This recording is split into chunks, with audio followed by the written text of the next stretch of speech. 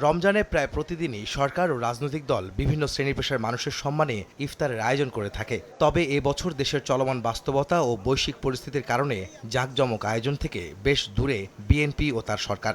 এবার সেই বার্তাই উচ্চারিত হলো খোদ সরকার প্রধানের বক্তব্যে।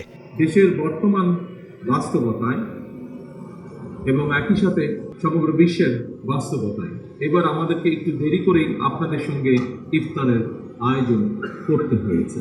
শনিবার বিশিষ্ট আলেম, ওলামা, মাশায়েখ ও এতিমদের সম্মানে রাষ্ট্রীয় অতিথি ভবন যমুনায় ইফতার মাহফিলের আয়োজন করে সরকার প্রধান। এতে মিতব্যয়ী জীবনাচরণের বিষয়ে সবাইকে উদ্বুদ্ধ করেন প্রধানমন্ত্রী।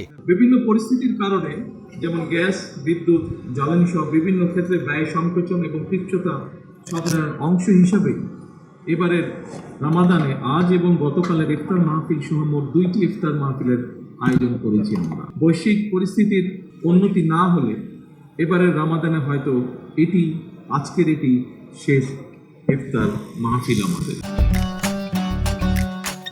আমি আর ম্যাগি, স্বাদ ও ভালোবাসার দারুণ জুটি ফ্রম নেসলে।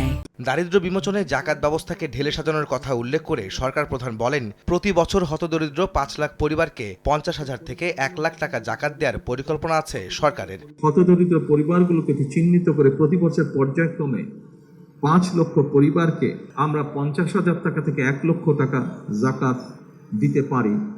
আমি ব্যক্তিগতভাবে বিশ্বাস করি এসব পরিবারগুলোর মধ্যে বেশিরভাগ পরিবারগুলোকে হয়তো পরের বছর আর জাকাত নাও দিতে হতে পারে। রমজানের পবিত্রতা রক্ষায় লাভ লোভ পরিহার করতে আহ্বান জানান তারেক রহমান। বলেন, মানুষের কষ্ট লাঘব করতে সবার সহযোগিতা প্রয়োজন। পবিত্র রমাদান ত্যাগ এবং সংযমের মাস, রহমত, বরকত, সংযমের মাস।